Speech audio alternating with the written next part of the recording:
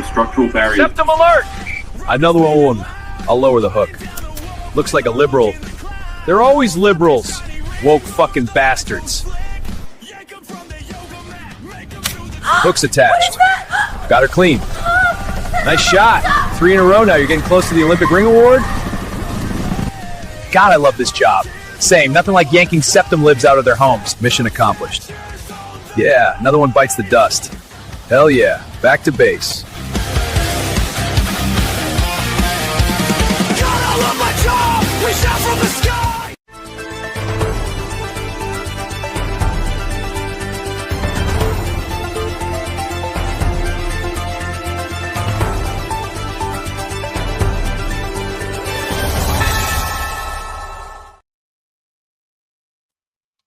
I guess I screwed that up. That's what happens when you running behind schedule. Oh well. Good morning, good afternoon, good evening. Wherever this video finds you, welcome to Tix. It is Friday. Yeah, Friday. Time for the Friday show, and we're going to deal with the Fulton County voting scandal, which is just wow. It's not on par financially with what's going on in Minnesota, but if Minnesota had a voting scandal, yeah, this is what it looked like, and I wouldn't be surprised if they too had a scandal going on as far as voting. But before we get into that, I got some sad news. Some sad news for y'all. Everything that is making headlines this afternoon. First, we want to check in with our Angelique Proctor, who is on top of new developments, tragic ones at that, with the search of Atlanta rapper Lil Jon's son. It seems like there's been a devastating development here, Angelique. What more do we know? Well, good afternoon to you, Tom. Yes, heartbreaking development here in the city of Milton. We are at Mayfield Park. This is the spot where Milton police had been looking for about 3.5 days. They do confirm for us that they did pull a body from this pond that you see here this afternoon. This is where they have been searching for 27-year-old Nathan Smith, who is well known in Atlanta circles as DJ Young Slade and is, as you said, the son of rapper Lil Jon. Well, Smith was last seen leaving his home around 6 a.m. on Tuesday. He was described as being disoriented and possibly being in need of assistance. And so for 3.5 days, police, canine, divers, and even a bloodhound had been searching for Smith. We do have some new images from Skyfox 5. It was about 11:53 this morning that officials found what they believe is the body of Nathan Smith. My colleague who was on the scene at the time tells me a body bag was brought to the scene. The medical examiner showed up, and we, as members of the media, were asked to move back. And then at approximately about 1:45, a gurney was put in a transport van, and that van pulled off. So many people in this family-friendly community were hoping for the best. I have talked to some of them since I have been here, but this Friday afternoon, there is utter sadness. Now, the Milton Police Department says it will not comment further on this case until the medical examiner positively identifies this body. And of course, the Smith family has asked for privacy, and we will, in fact, honor that. Tom. Angelique, as Yeah. you say, just a Well, it's done. It's gone. in this case, and of course our thoughts and prayers go out to Lil Jon's family as they deal with the situation. Though I am curious, in the lead up to this disappearance and of course the discovery today, we had heard a lot about the fact that, as you mentioned, he may have been disoriented upon his disappearance and in need of medical assistance. Did we know anything about his mental acuity? In other words, what might have set him off wandering in the first place? You know, Tom, we do not have the answer to that. And I was just speaking to someone sort of inquiring about that very thing, his mental state of mind on Tuesday or of late. And they said they really did not know, but that is certainly a question that many people are asking right now. And we hope to get to the bottom of at some point. As we have said, Milton police are not answering any questions at this time because I'm curious as to who it was that saw him leaving his apartment at 6 a.m. looking disoriented. Someone obviously mentioned that aspect to Milton police because they shared it with us. So still a whole lot of questions here. Yeah, a lot of unanswered questions indeed. Angelique. Yeah, I mean, he probably, I mean, I'm just assuming he probably went out, probably met up with some chicks or whatnot. They probably drugged him, may have robbed him. And then, you know, it's 6 a.m. He's trying to get his bearings. He may have been going after him for all, in his mind, for all he know, and then he somehow wound up in the pond. I mean, unless he has a history of mental illness, then it's really unexplainable outside of, you know, him being drugged or taking them.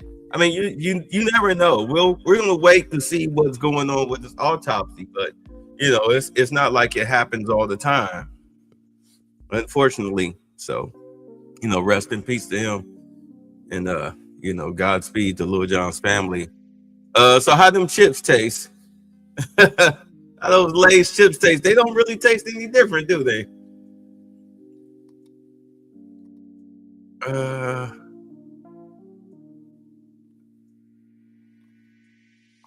Did that happen? Oh no. Okay. All right. So let's get this done.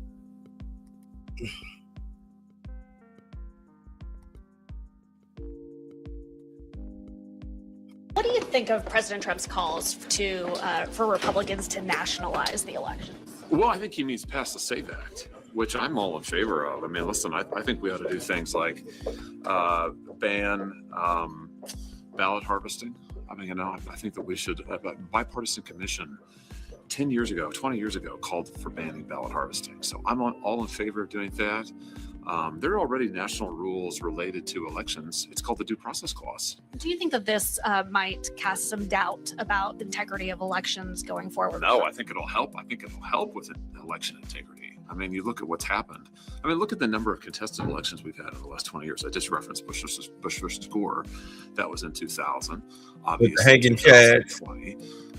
You had the Democrats. Yeah, y'all remember the hanging chads? Bush versus Gore, where the people down in Florida, they were talking about the hanging chads because the hanging chads didn't count. So they threw the votes out, and Gore, he just conceded the election. Yeah, it was wild. You know, I mean, Democrat or Republican, I mean, cheating is cheating. You know, let me get it fair and square. That's contested the election in 2016, in 2004. So, I mean, listen, but let's have some uniform rules. And again, everybody understands that the states are in charge of administering the elections. The Constitution says that. But the Due Process Clause, as well as other federal statutes, provide some ground rules about what you can and cannot do. And Congress has been legislating basic ground rules for federal elections since Reconstruction. I mean, back when the Jim Crow South tried to disenfranchise gobs of Democrats, by the way, tried to disenfranchise gobs and gobs of new voters who are all voting for Republicans. So I think that there's nothing unique about Congress saying, you know what? Those new voters he's talking about us. He's talking about black folks. We should put some basic guardrails in place. Let's start with banning ballot harvesting. And voter ID, I think, is absolutely critical. We have photo voter ID in Missouri. We should have that in every state. Yeah, it's kind of ridiculous that we don't have voter ID. So we have a politician down here in Georgia. He's the one. He did a Nick Shirley. He did a Nick Shirley concerning voter fraud here in Georgia. Let's get to him. We learned that she's an unhinged lunatic. first and foremost. And if you saw any of that testimony, it was 4 hours. I conducted the questioning, and she unhinged is the only adjective that I can use to describe here. But here's what we learned, Rick, specifically. We learned that on the day that Jack Smith was appointed by Biden to go after Trump, that Nathan Wade, who was the special prosecutor that Willis hired, that she had a personal relationship with, that he was on the phone that day, according to his billing records, for 8 hours with the White House. We know that he made a trip to D.C. He magically can't remember who he met with in his White House deposition. Willis has no idea who they met with allegedly in D.C. There's massive cases of amnesia now here in Atlanta, but what we do know is there was some level of J6 coordination with Willis, and we know that there was some sort of White House coordination. And I can break the news on your show tonight, Rick, that we issued subpoenas today from the Georgia State Senate to subpoena Nathan Wade and Jeff DeSantis, who is the deputy district attorney working under Fonnie Willis. And they have been ordered to appear a week from Friday before the state Senate to testify under oath.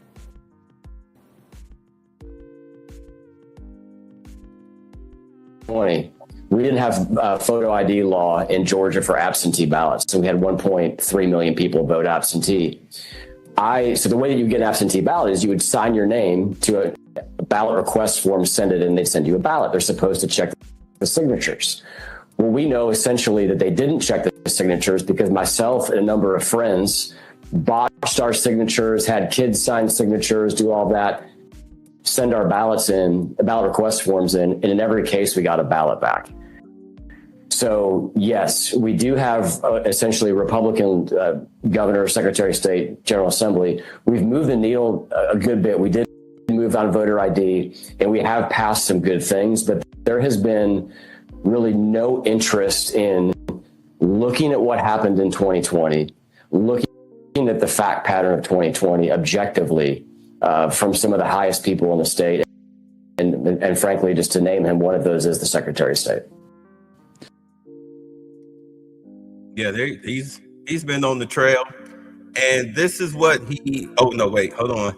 This is what he did on the House floor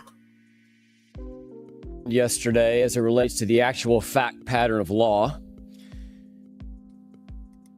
And a warrant was issued by a magistrate judge based on probable cause after evidence was submitted. Not a Trump-appointed judge, a magistrate judge. That is the way that the law enforcement process works in America. But we have heard repeatedly that everything was perfect with 2020. In fact, I think we probably at this point could trademark. I'm sorry, if it's choppy, it's not me, it's StreamYard. All right, it's not me, it's StreamYard. Matter of fact, hold on, let me see. Let me go to Twitter. Maybe I can get a better play there. So I apologize, fellas. I apologize. It's not my fault. It ain't my fault. It ain't my fault. Come on. Let's see here. Okay. Following. Oh, here we go. Senator Greg Dolezal. That's his name. These are his videos. Okay. Let's see here. Where is he? Here we are. All right. Here we go. Get a better.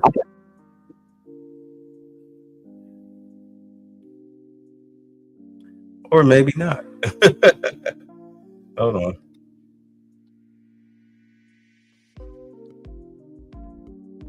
Really?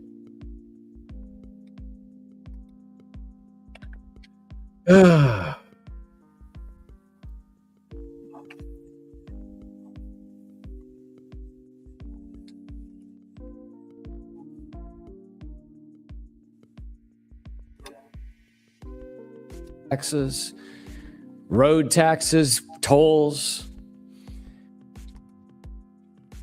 But in my mind, none of them are nearly as un-American as property taxes. And all that. Wrong video. Hold on. Oh, here we go. All right.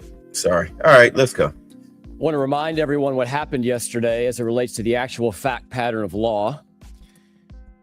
And a warrant was issued by a magistrate judge based on probable cause after evidence was submitted. Not a Trump-appointed judge, a magistrate judge.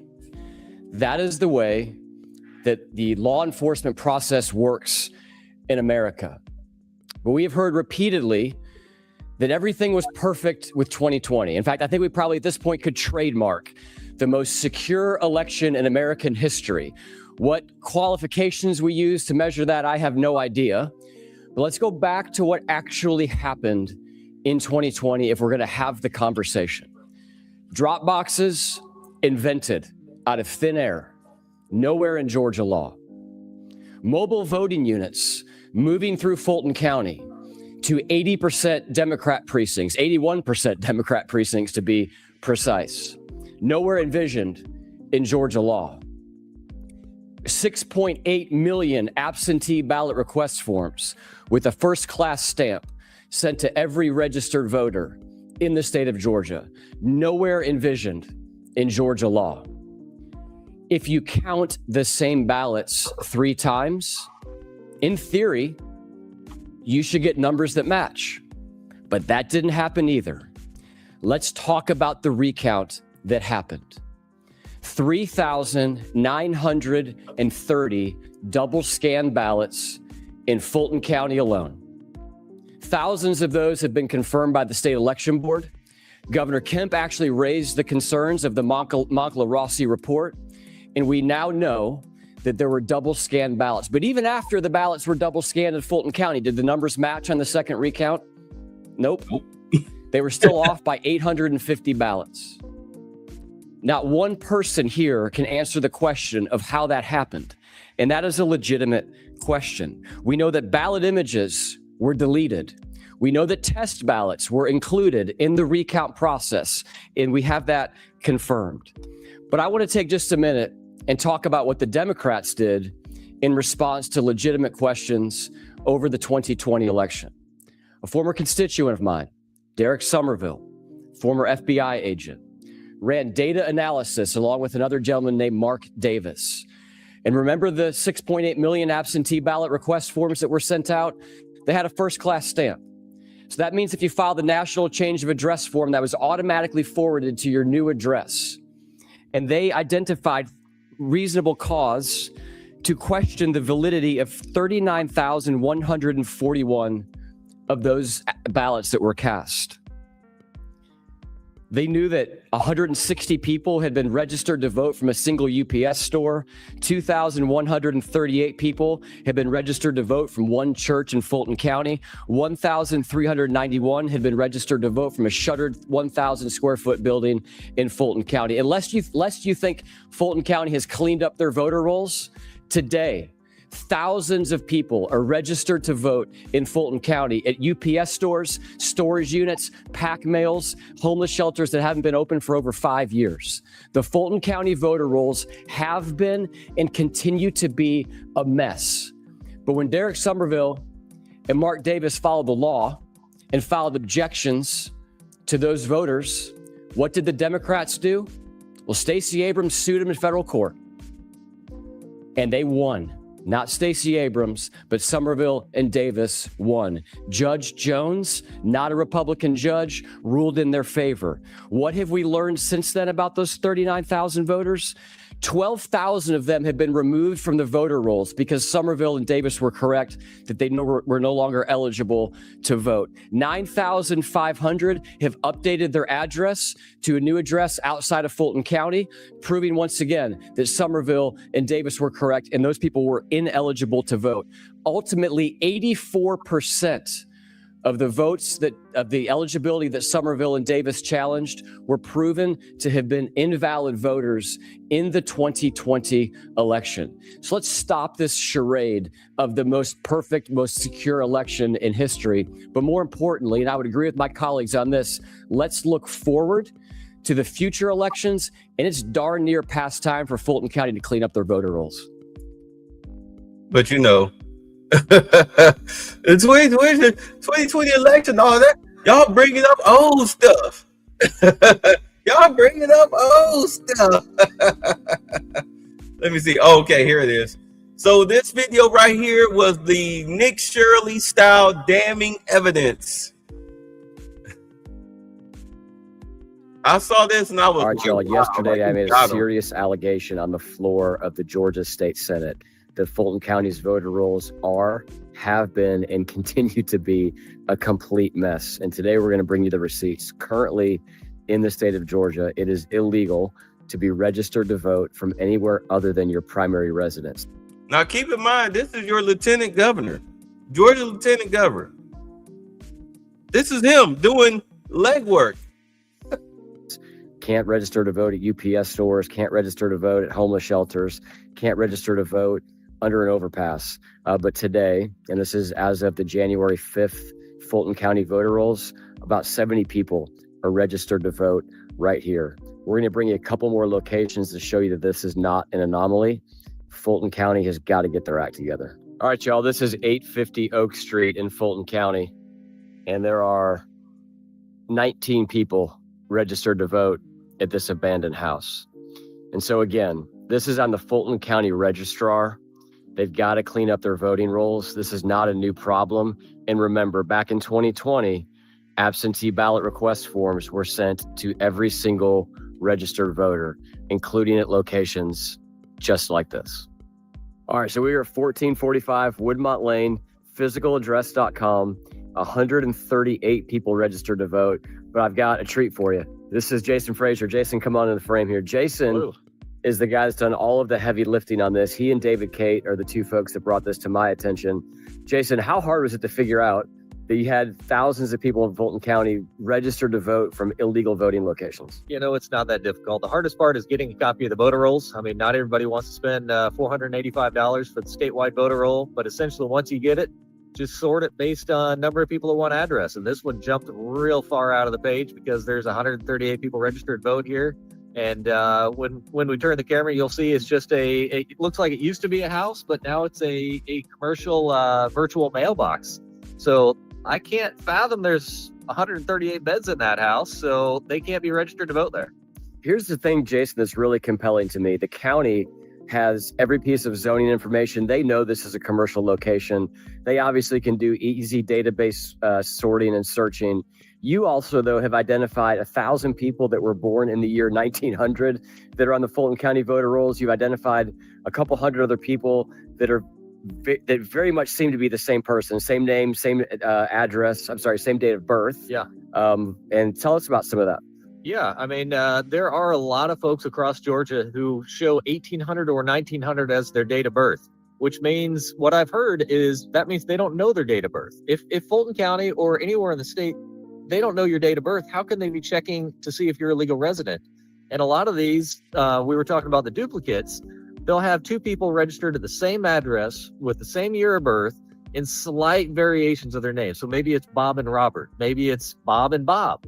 And it's clearly the same person at that address. But if you've got typos in somebody's name and you don't know their date of birth, how in the world do we know they're a U.S. citizen? And that just needs to be cleaned up so we can verify everything. And here's the last thing I'd like to say. The fact that people like Jason and David and, a number of other people from Derek Somerville to Mark Davis to Philip Davis have had to do this kind of work on their own is frankly absurd. The Fulton County Registrar, this is their job. They are the ones that are supposed to keep the voter rolls clean. And like I've said before, and Fonnie Willis got mad when I said it, it's always Fulton County. And Fulton County has got to get their act cleaned up. Jason, thank you for the work that you guys have done. Super, super grateful. Thank you. I'm going to head to the next location. And I think we're heading next to maybe a homeless shelter. But ironically, there's a homeless shelter across the street from the Capitol with 1,900 people. Yeah, they've had as many as 2,300, 2,400 is most I've seen. And I mean, you can go right on their website. They don't have that many beds. This is the problem. All right, this is 477 Peachtree Street. There's 70 people registered to vote here. It's a homeless shelter that closed in 2017. All right, y'all, here we are, 2625 Piedmont, another UPS store, 96 registered voters right here in direct violation of Georgia law. Not hard to find for us, apparently pretty hard to find for Fulton County. Ain't that wild? Ain't that crazy? Yeah, but finally it's cracking down on corruption.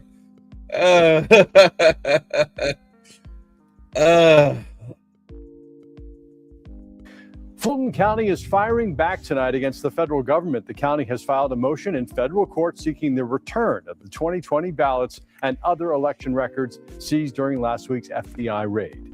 Well, now we know why, don't we? They panicking. They are panicking. Federal agents seized the material last Wednesday at the Fulton County Elections Hub in Union City. Fox 5's Angelique Proctor is live at the Fulton County Government Center tonight with more on what this all means. Angelique? Means somebody going to prison. To you, Russ, this means that a federal judge will now decide what happens next to those Fulton County ballots.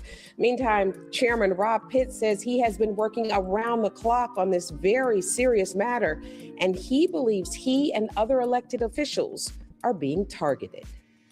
Look, I know they're going before a judge, but if Lieutenant Governor Dolezal, if they go by his evidence, his documented evidence, they're not getting those records back.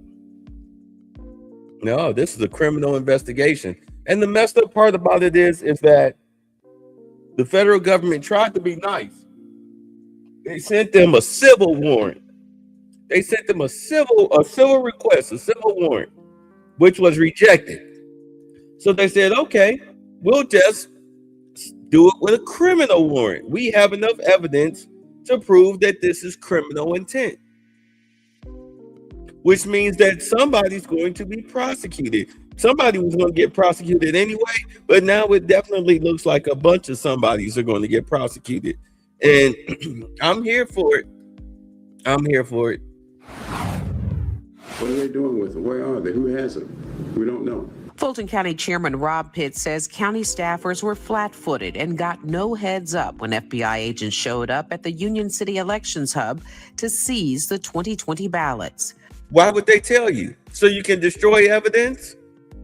Since when does the FBI call you and say, hey, look, 6 o'clock in the morning, tomorrow, we're going to come and serve you with a warrant, all right? So make sure you got some coffee and Danishes ready to go. And we'll see you at 6. Yeah. Drop the kids off at grandma's tonight so they won't be there. All right, we'll catch y'all tomorrow. Peace. Like, what? Now the county has asked a federal judge to have the records returned. The motion seeks the return of all files from the 2020 election that were confiscated by the FBI last week during the raid at our Fulton County Elections Hub. The chairman told reporters at a Wednesday morning news conference he wants the warrant to be unsealed so everyone will know what is at issue here.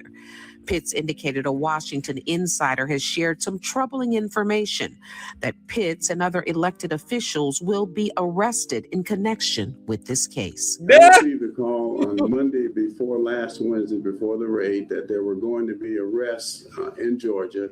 Secretary of State, his deputy, Sterling, I believe his name is, me, and 2 or 3 others. That did not happen on Monday. It didn't happen on Tuesday. But lo and behold, on Wednesday, the FBI shows up. And in addition to the FBI showing up, when Tulsi Gabbard showed up and we heard a rumor that she may be coming, I couldn't believe it. The chairman says, look, bro, I can pretty much explain to him exactly what's inside that warrant and why it's still sealed. They're not going to unseal that warrant and make it public because, trust me, it has your name in it. Whoever leaked that little information to you, they weren't lying. Your guys' names are in it. But you will be arrested if they find physical evidence based on those 300,000 plus ballots If they find physical evidence, yeah, they'll unseal it and they'll show it to you when they come knocking in your door, kicking in your door at 6 o'clock in the morning to confiscate your electronic devices and all of your files. When they come to do the raid, trust me, you'll see the warrant. You'll be so happy. You'll be happy to see that warrant. Matter of fact, they'll even come with some tap dancing shoes for you. And a cane and a top hat. He has vowed to oppose any attempt of a national takeover of Fulton County elections. But one resident told commissioners she agrees with the federal government. Those ballots belong to us, not to you. And we want our ballots reviewed by somebody who's competent and capable. And Chairman Pitts says he has talked with that federal insider once again who said, do not relax now.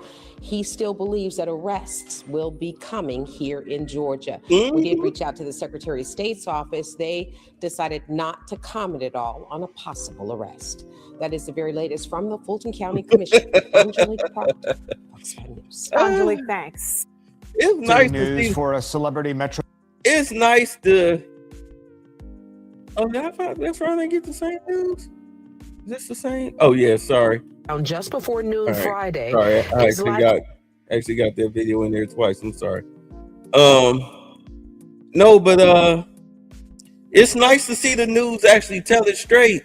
You're like, hey, look, y'all screwed up. Yeah, they're gonna come get you.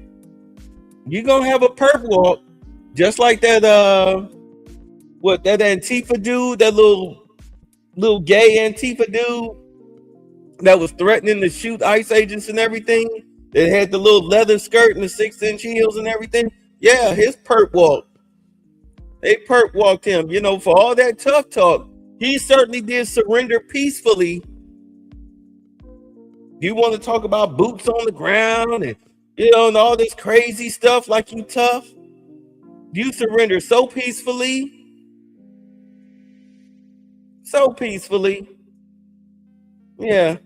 That's your liberal army. A bunch of closeted, not so closeted, freak show, moist males and fat liberal white women, or for the most part, and they're slaves, they're black slaves out here thinking that they tough.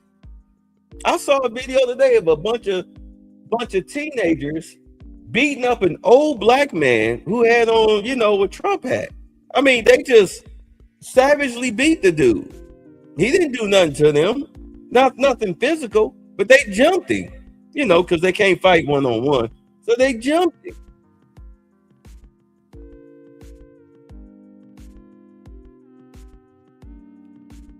Woo!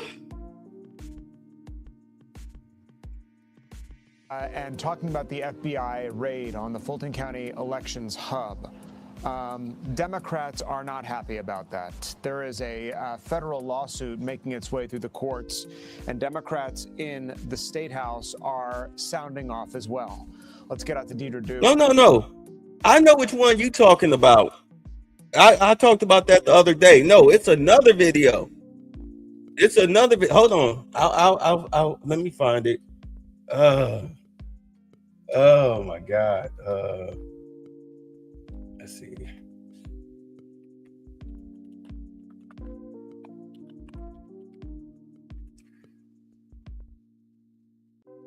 I'll show you. Hold on.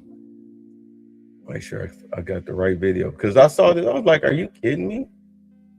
I was like, wow, like they beat up an old black man, really, over a hat? I mean, I get it. I mean, we set up here, we got black folks are so brainwashed, they really do think that the Democrats are on their side. They're so, I don't understand why they're so, well, I mean, I understand why they're so democratically loyal, but it's beyond pathetic. Hold on. Coming up on it. I can't show y'all the whole video. Oh man, did they delete it? Wait, I'll find it. I'll find it. Let's get back to this. Who covers all things from the State House for us. Deidre, what are Democrats saying and what are they demanding to be done here? Yeah, a lot of news, as you know, Tom, surrounding that raid last week by FBI agents there at the Fulton County Elections Hub. My colleague, Angelique Proctor, working on the angle out of the Fulton County Elections Office, where we learned there at the Fulton County Government Center this morning, where there was a news conference that Fulton County has filed a motion in federal court seeking to get those documents back, those voter elections documents. Meantime, here at the state capitol, House Democrats held a news conference this morning. As the news conference was going on just a few blocks away there at the Fulton County Government Center, and they are voicing full support for Fulton County elections officials. At the same time, they're also urging their Republican colleagues here at the state capitol and also urging the public to take action and to speak out against the Trump administration. Now, they did say that this was an abuse of federal power, that raid last week, that the seizure of the 700 boxes of voter ballots was politically motivated, and they insist that it really undermines the integrity, they said, of future elections and is simply wrong. Here's what they had to say to us this morning. I want you to know that your national elected officials that represent the state of Georgia, your state elected officials that represent the state of Georgia, and particularly Fulton County, your local elected officials, we are fighting with every tool we can pull out of our toolbox. But we need you to fight too. There are two ways. One, continue to show up and speak out. Write your elected officials on both sides of the aisle and let them know that this is not America. This is not how we treat the vote. But also, vote in numbers too big to suppress. Check your voter registration now. Check it in a month. Check it in another month. You make sure that you are registered and you have everything you need to walk into that ballot office and cast your ballot, so that you have everything on your side, so that they cannot at all contest your ability to be there to vote. And vote in numbers too big to suppress. Now, we also have been hearing from Republican lawmakers here at the Capitol since that raid last week, and those we talked to say they are in full support of that raid. They said that there are a lot of unanswered questions still surrounding the 2020 election and that they feel that federal investigation is warranted. Here's what they had to tell us. I think all of us are looking forward to seeing what the FBI raid shows. Georgia's been waiting for a long time to answer questions about election security and fairness, and the only way to get those answers is through a transparent process. At the end of the day, there's not been an investigation like this, and Fulton County's to blame because they've had failure after failure, election after election, of not following Georgia law. And so they're the ones that created this, and now hope we're going to get it fixed. Now, Democrats also praising Secretary of State Brad Raffensperger for his refusal to turn over a voter registration list, the state's voter registration list, to the DOJ because he says it would be in violation of state law. The DOJ is suing the Secretary of State's office to obtain those records. The DOJ is suing them, but Democrats praising the Secretary of State for his efforts, urging him to stand strong. So a lot going on with this in Fulton County and also here at the state capitol today, Tom. Deidre, it might be a little bit premature to talk about this, but what are Democrats in the State House actually wanting beyond getting those voting documents back out of the Justice Department's hands? In other words, they want to stay out of jail. Yeah, hold on. Wow, I got to pause. Let me show you this. This one here. You see that? It's an old black man. I think that's a Trump hat. I can't really tell, but as you can see, they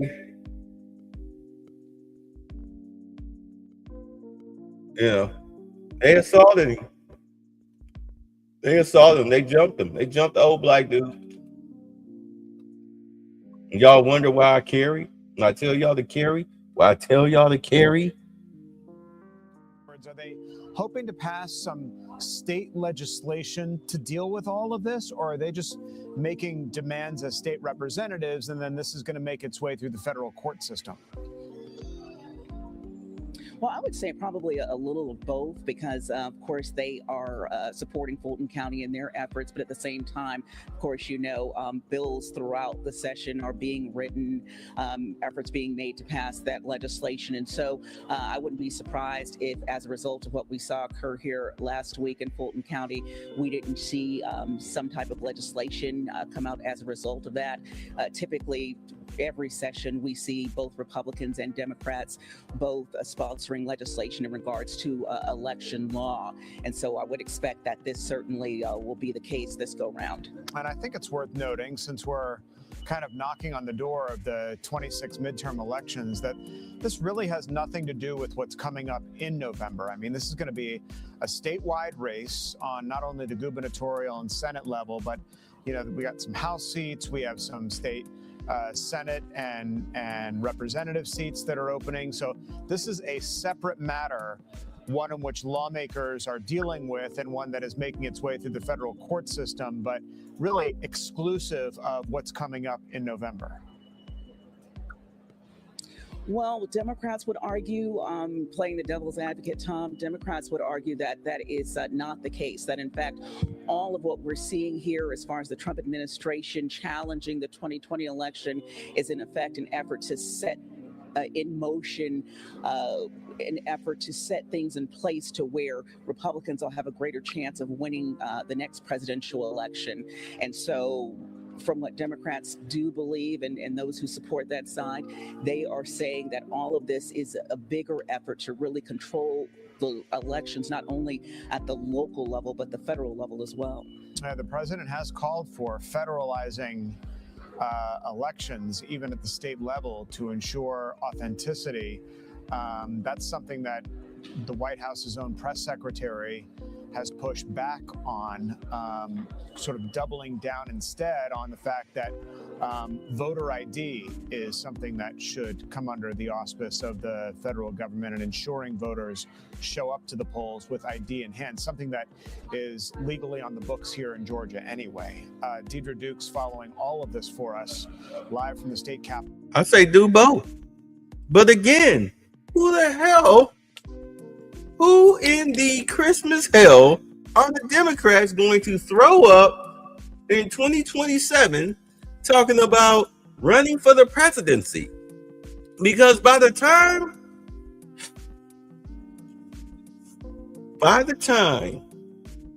the midterms come up, there's going to be so many Democratic leaders under federal indictment.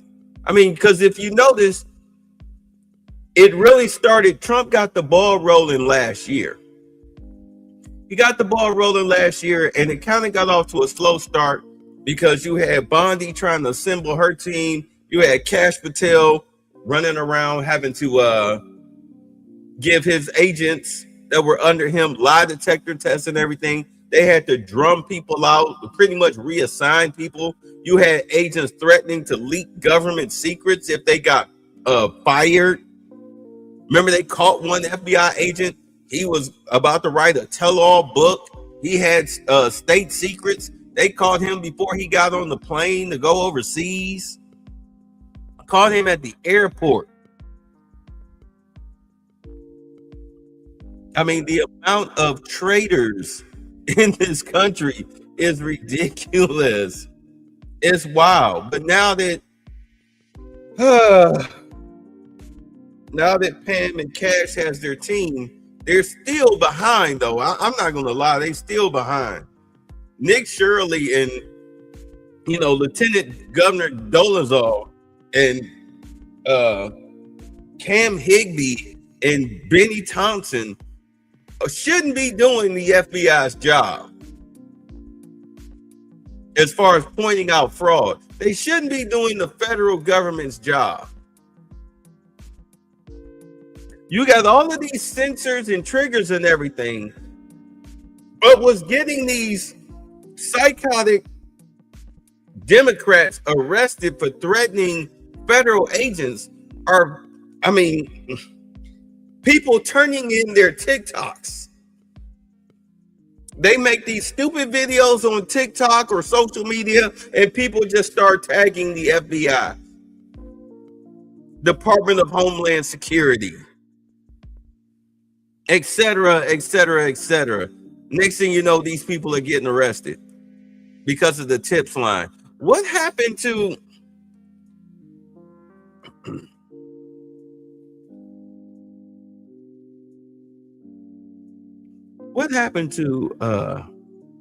the Department of Homeland Security where Edward Snowden has to go live in Russia? What happened? You're supposed to have safeguards in place. I thought you all were listening for certain words, certain catchphrases that were supposed to trigger alerts.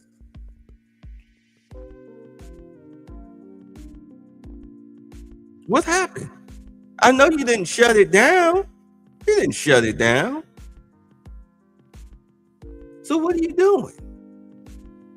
But I figure now they'll probably get it. I'm figuring now they'll get a chance to catch up. The biggest thing that Trump is really worried about right now is the fraud. That's why Edward Snowden sold the data information to Russians. You got to deal with the fraud that's going on in a lot of these states, and you've got the election fraud that's going on. So Trump is concerned about two things: the fraud concerning federal dollars and voter fraud. Former ex-CIA, I believe. Yeah, well, he worked. He was pretty much a desk guy. He was a desk jockey. You know, he passed his security clearance to work at the NSA. All right. So, but the thing about it is that he's trying to deal with three fronts. You've got ICE, where ICE is just doing their jobs. He's not really worried about that. Tom Homan has got everything under control. Bondino is, he's the bounty hunter squad. They were talking about the 700 ICE agents that left Minnesota this week. That's because local law enforcement has decided. Yeah, Tulsi Gabbard mentioned his name. Yeah, because she was a Democrat. She know where the bodies are buried, as does RFK Jr. That's why they turned on them. That's why they turned on them and tried to smear him. No, but Tom Homan, Bondino, those guys are doing their jobs. He's not worried about ICE or the Department of Homeland Security. Kristi Noem, I mean, of course, these are part of the job. You're going to get the slings and arrows, but she's not going anywhere. But Pam Bondi's got to get her team together. Chill out. Do these investigations. Tulsi is doing her job. She found the votes. Trust me, Georgia is not her first stop. She's going to hit Minnesota, California, Illinois, all of these sanctuary cities. California is probably one of the biggest states that they definitely need to hit. You have so many illegal Hispanics living there. It's almost like Mexico reclaimed the territory. So you can do all of that gerrymandering all you want to, Gavin Newsom. You can do that all you want to. By the time Tulsi and ICE are done this summer, you can forget it. There'll be nothing left. It'll be the cleanest roads, no more traffic jams, the crime will be low, housing costs will go down. I doubt it with gas, since they ran the gas industries out of the West Coast of the United States.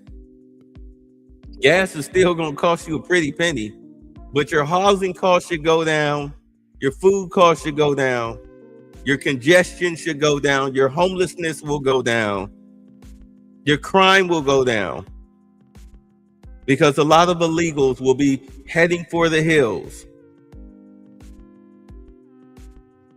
New York too. Get all of those Mamdani people up out of here. All of the illegals that voted for him. All of the illegals that support him. All of those Muslim extremists. Yeah, you're going to get denaturalized and get the hell up out of here. You're not slick. Dearborn, Michigan, too. It's going to be like, it's almost like Trump is the white version of Black Dynamite, cleaning up the streets, except he's president. He don't have to go out there and kung fu somebody. All right. So that's pretty much what's sitting on the voter fraud thing. But I got a couple of videos that I thought that y'all would be interested in concerning wokeness. And I'm gonna say this right now. This is why I was This is why I was telling brothers, stop saying woke. Stop saying you woke. You're not woke. Once the other side takes over your talking points and start using your catchphrases and everything, it's over. Give them up. You've lost them. You can't reclaim them. American economist Tyler Cowen once wrote a blog post describing all of the revolutions he's seen in the course of his lifetime, starting with the moon landing when he was a little boy and going up chronologically to today's advent of AI. And there were only 7 revolutions on this list because this was only the greatest and most earth-shaking ones. And right there, between the fall of communism and the invention of the internet, was something called the Great Feminization. That is not a phrase that a lot of Americans know, but future historians may well rank it as having greater importance than almost any other revolution on that list. The Great Feminization is very easy to define. It refers to the increasing representation of women in all of the institutions of our society. But as simple as it is to define, it's very difficult for those of us on the other side of that revolution to fully grasp its significance. The first thing that most people fail to understand about it is how unprecedented it is in human history. There have been many societies that have been feminist to one degree or another, in which women have been queens and owned businesses and held positions of authority that commanded the respect of men. But there has never been a society in which women hold as much political power as they do today. Think of all of the parliaments that have ever existed, every legislature in every country and every century. None of them has been, as ours is, 1/3 female. The idea of a female chief of police would have seemed very strange even to many early feminists, and yet today the police department is led by a woman in the largest city in America and in the city in which we are now standing. Law schools today are majority female. Law firm associates are majority female. Medical schools are majority female. Women earn a majority of BAs and PhDs. College faculty are majority female. Women are 46% of the managers in the United States, and the white-collar workforce overall, workers with college degrees, a majority of them are women. These are, in many cases, very recent developments, with the tipping point having occurred only in the last 5 to 10 years. And that is the other common misconception about the Great Feminization. People tend to think of feminism as something that occurred back in the 1970s. But it took several decades to go from token representation to approximate gender parity. The first woman on the Supreme Court was appointed in 1981, and in that year, women were 5% of the judges in America. Today, there are, of course, 4 women on the court, 1 justice away from a female majority, and women are 30% of the judges in America, 40% of the judges in the state of California, and 63% of the judges appointed by President Joe Biden. So from the first woman on the court to a likely female majority on the Supreme Court is probably going to be a span of about 50 years. And the exact same trajectory over the same timeline can be seen in many other professions. There was a pioneering generation in the 1970s where a woman was often the only female reporter in her newsroom or the only female professor in her department. And then increasing female representation through the 80s and 90s until a healthy female representation of about 20 to 30% by the turn of the century. And today, 25 years later, in many of these fields, they are now 40% female or 50-50 gender equal. And the pendulum may not be done swinging yet. As feminized as we are, we may get more feminized still. Look at the example of the profession of psychology. As recently as 25 years ago, psychology was a predominantly male profession, up to 70% male. Today, the youngest cohort of psychologists just joining the profession, 20% male. Men have evacuated the profession of psychology. And it's easy to understand why. It's because psychology has become feminized. As women increased their representation in the profession, they reoriented the field to be more friendly to their ideas and preferences, to be about caring and empathy and non-judgmentalism. So a man who wanted to become a psychologist because he liked judging other people would naturally choose a different profession. The same thing has occurred in literary fiction. Some of you may have read in the last 12 months one of several articles in the New York Times about how men don't read novels anymore. And the explanation why, which is very obvious to me, even if it's not obvious to the New York Times, is that the publishing industry is overwhelmingly female, almost 80% female. So men do still like to read novels. They just don't like to read the kinds of novels that today's publishing industry produces. Because they're garbage. Some fields are more susceptible to feminization than others. There's very little you can do to feminize the field of math or engineering. But as women join a field in greater numbers, we should expect that any field that can be feminized will be, and the dynamic will play out exactly as it has in psychology. It may be that a 50-50 gender split is not a stable equilibrium. I have referred several times so far to feminization without defining what that means. Oh no, she on your side. I'll say about it in just a moment. But if you want to put it in a single sentence, you could say that feminization equals wokeness. Everything you think of as wokeness is simply an epiphenomenon of demographic feminization. Think about all the things that wokeness means. Valuing empathy over rationality, safety over risk, conformity and cohesion over competition and hierarchy. All of these things are privileging the feminine over the masculine. So if you have ever wondered why wokeness appeared out of nowhere when it did, that is my hypothesis, that all of the institutions that began admitting women in the 1970s eventually got enough women that they were able to reorient them. For example, women are consistently less supportive of free speech than men in surveys asking which is more important, protecting free speech or preserving an inclusive society. Approximately 2/3 of men say free speech, and approximately 2/3 of women say inclusive society. In moral reasoning, the traditional way of phrasing the difference between men and women is to say that women have an ethics of caring and men have an ethics of justice. In making a moral judgment, men will ask, what are the rules and what are the facts? Women tend to be more interested in context and relationships. So let's apply that to wokeness. When James Damore wrote his famous, or I should say notorious memo for Google, arguing that female underrepresentation in the hard sciences might not be the result of bias and prejudice, no one even attempted to argue that he was wrong on the facts. The reason that he was fired was because the things he had written might make his female coworkers feel bad. Or consider the Kavanaugh hearings. The masculine position was to say that maybe something bad happened to you, but if you do not have evidence, then we can't allow you to ruin a man's life and career over it. The feminine position was to say, how can you talk about rules of evidence? Can't you see she's crying? Now, to be clear, many women were revolted by the way the Kavanaugh hearings played out. In fact, the very best book on the Kavanaugh hearings was written by two women, Molly Hemingway and Carrie Severino.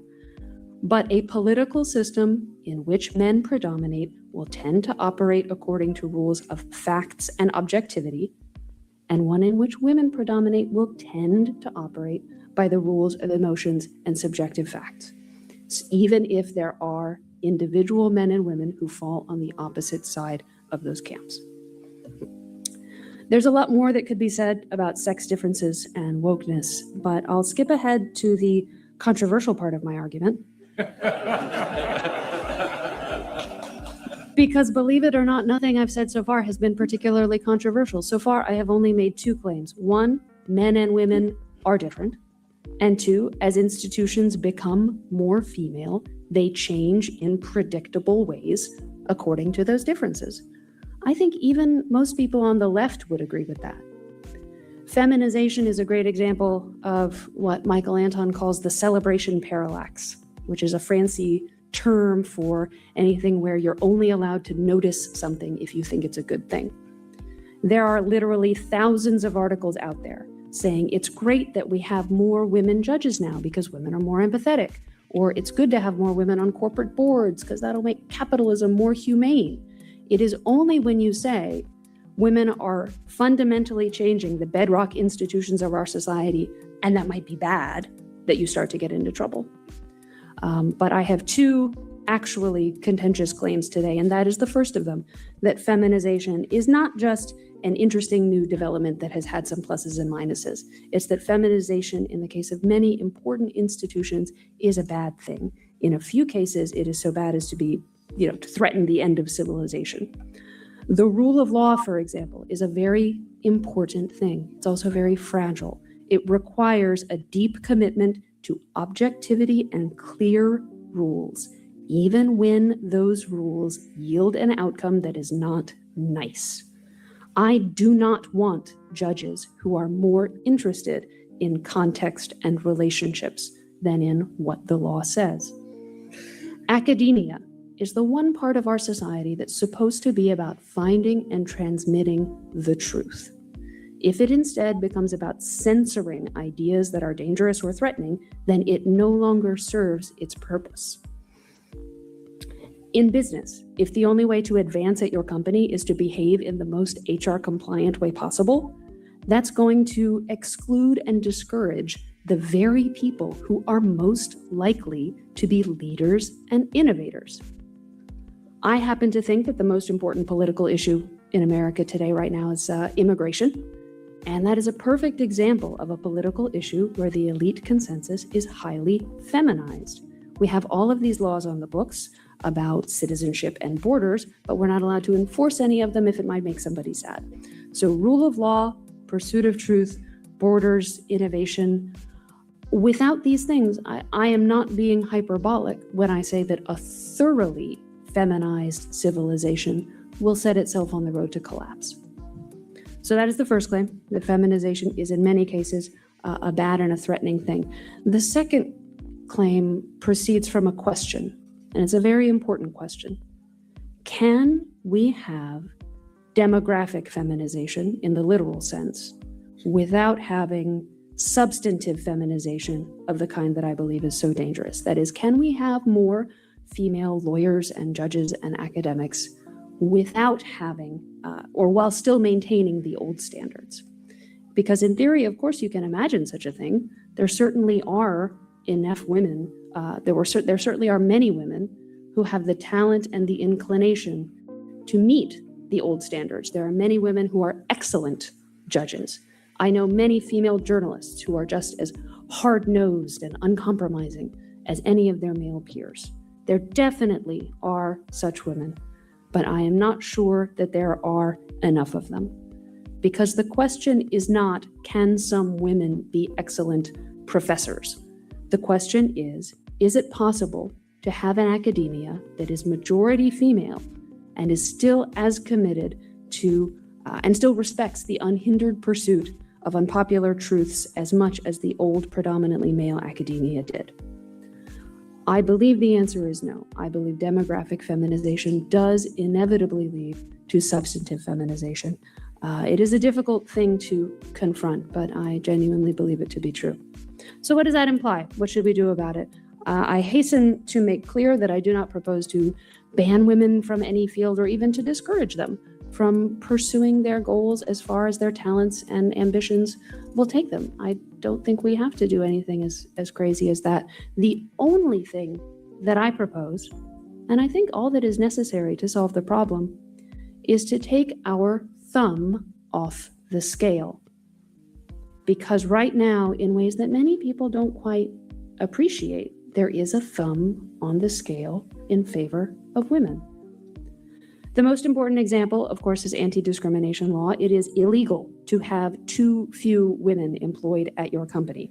If women are statistically underrepresented in your institution, that is a lawsuit waiting to happen. So companies and institutions give jobs to women that they would not otherwise have gotten, give women promotions that they would not have otherwise gotten, and in a pinch, they create jobs that did not need to exist, involving PowerPoint slides, just to get their numbers up. This is why HR departments exist and why they promote gender diversity so assiduously, not because they're ideologues, although they are, obviously, but because they are protecting their company from lawsuits. Anti-discrimination law also mandates that the culture of every workplace be feminized, because if the atmosphere of your workplace is too brash or competitive or combative, that is also a lawsuit waiting to happen, because it is an indication that your workplace is not sufficiently welcoming to women. That is why HR departments are so zealous about policing every interaction and every communication and making sure none of it has any rough edges. So that's agenda item number 1. Get rid of all the HR ladies. Who's with me? Just fire them. And then we'll see how it shakes out. If your company has too few women, that might indicate that you have a problem with your recruiting pipeline. On the other hand, it might not. Either way, we're not going to send a team of lawyers after you to second guess you. It's funny, HR departments are always so careful about making sure the atmosphere at the workplace is welcoming to women. I wonder if they ever considered that maybe their soggy, conflict-averse, nicey-nice atmosphere might not be welcoming to men. The other thumb on the scale, obviously, is the two-income trap. Women pursue careers because they have to for their families to attain a middle-class standard of living. If we address that through various other policies to make it possible for families that want to have one earner to do so, I think the problem of feminization will subside on its own as individuals make different choices based on what's best for their own families. That's just my prediction. Maybe I'm wrong. Let's get rid of the two-income trap and give people the choice, and then we'll see what happens. In conclusion, feminization is a sensitive topic.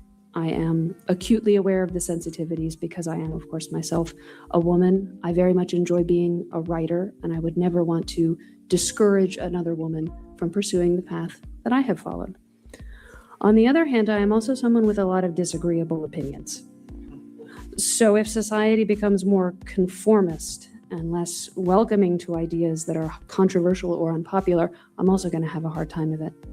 The important thing to remember is that it's not about what's best for me personally. It's about what's best for the society I live in and the society my children are going to grow up in. So my final exhortation to all of you is that we should all consider this difficult topic unselfishly, not from the perspective of what's to our individual advantage, but from the perspective of what's best for all of us. Thank you. Yeah, I've been listening to I know she was dry. Thank God I had the music. But I've been like, sometimes when I'm sitting here, now that I'm back doing photography and everything, and I'm editing images and videos, I'll sit here and listen to these little Reddit tales and Reddit stories, and they'll be doing like all these little workplace stories where some HR director comes in and tries to implement equity, and what they wind up doing is destroying the company because they're promoting women over men. And I mean, basically they're just discriminating against men. And then you just watch, I mean, you see what happens. The company, you see what happened. These companies go under. Look at Jaguar, look at Target, look at Disney. Who else? Cracker Barrel. These companies wind up going under because they get these morons in here and they destroy the companies. Oh well, that's what happens. All right, y'all. Well, I guess we'll call it a night here. I need to get back to work. I will see y'all Monday, maybe. Peace. Y'all be safe. Now, gentlemen, Mr. Butler's been up north, I hear. Don't you agree with this, Mr. Butler? I think it's hard winning a war with words, gentlemen. What do you mean, sir? I mean, Mr. Hamilton, there's not a cannon factory in the whole South. What difference does that make, sir, to a gentleman? I'm afraid it's going to make a great deal of difference to a great many gentlemen, sir. Are you hinting, Mr. Butler, that the Yankees can lick us? No, I'm not hinting. I'm saying very plainly that the Yankees are better equipped than we. They've got factories, shipyards, coal mines, and a fleet to bottle up our harbors and starve us to death. All we've got is cotton and slaves and arrogance. That's treachery! A problem figuring out whether you're for me or Trump, and you ain't black. Right, bye. Thanks for the fun. Get the fuck